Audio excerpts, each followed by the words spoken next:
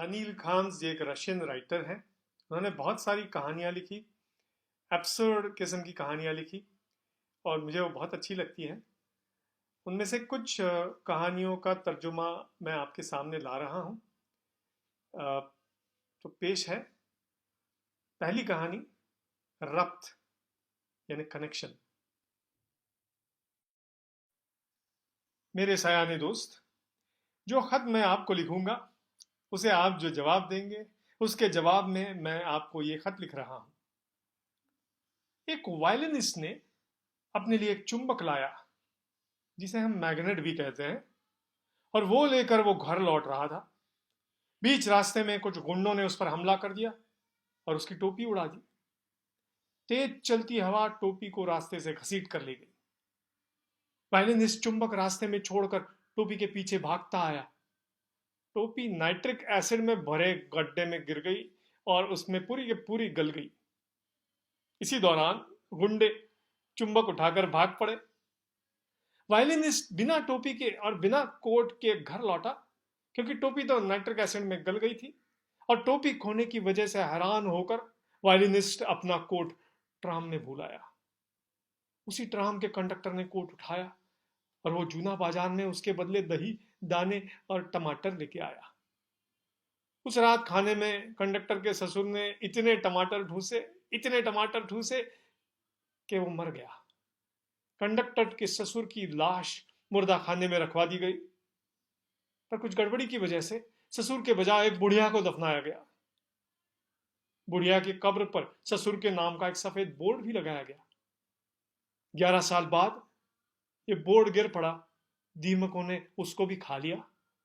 जब कब्रिस्तान के चौकीदार ने यह बोर्ड पड़ा देखा तो उसके 4 टुकड़े करके उनको चूल्हे में जलाया।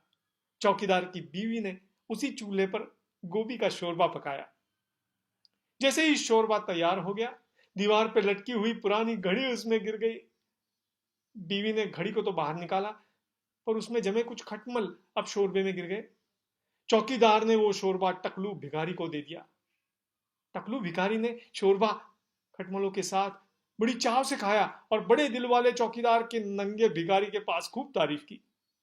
दूसरे दिन नंगा भिखारी चौकीदार के बरामदे में आ पहुंचा और भीख मांगने लगा, मगर चौकीदार ने उसको कुछ नहीं दिया और वहां से धक्के मार मार मार के भगा दिया।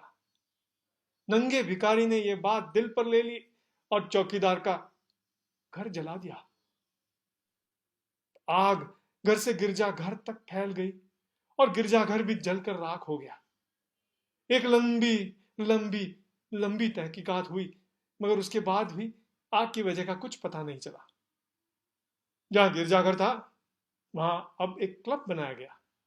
क्लब के इफ्तिताह के दिन यानी इनॉग्रेशन डे पे वहां एक महफिल सजाई गई जिसमें शरीक हुआ था वही वायलिनिस्ट जिसका कोट 14 साल पहले खो गया था। और देखने वालों में उस गुंडे का बेटा था जिसने 14 साल पहले वायलिनिस्ट की टोपी उड़ाई थी। महफिल के बाद वो एक ही ट्राम से निकल पड़े, मगर उसके पीछे आती हुई ट्राम का ड्राइवर वही कंडक्टर था जिसने वायलिनिस्ट का कोट जूना बाजार में बेचा था और दही और टमाटर खरीदे थे। तो देखिए अब इन सबको शाम के वक्त शहर से गुजरते हुए, आगे है वायलिनिस्ट और गुंडे का बेटा और पीछे है ट्राम ड्राइवर जो पहले कंडक्टर था। सारे सफर कर रहे हैं। उनमें जो ताल्लुक है उससे पूरी तरह बेखबर, जिसके बारे में वो मरते दम तक बेखबर ही रहेंगे।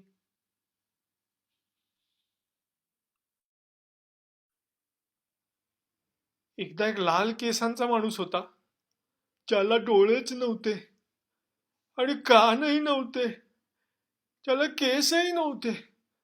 लाल केसांचा वगैरे असं लोक त्याला उगाचच म्हणायचे.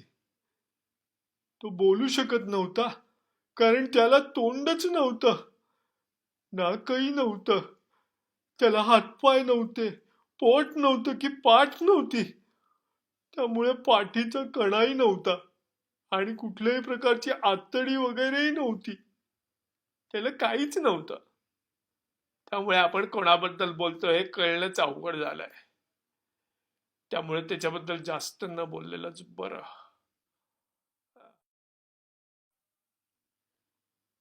तहकीकात की बेहद शौक की वजह से एक बुढ़िया खिड़की से बाहर देखते हुए नीचे गिर गई और जमीन पर ढेर हो गई।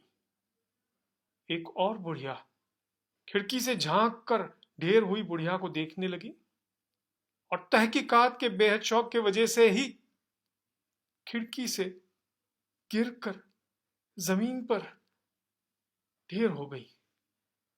उसके बाद तीसरी बुढ़िया खिड़की से गिर गई, फिर चौथी, फिर पांचवी। जब छठी बुढ़िया खिड़की से गिर पड़ी, मैं उन्हें देखकर उकता गया और सब्जी मंडी चला गया, जहां कहते हैं किसी ने एक अंधे को एक कंबल दे दिया था।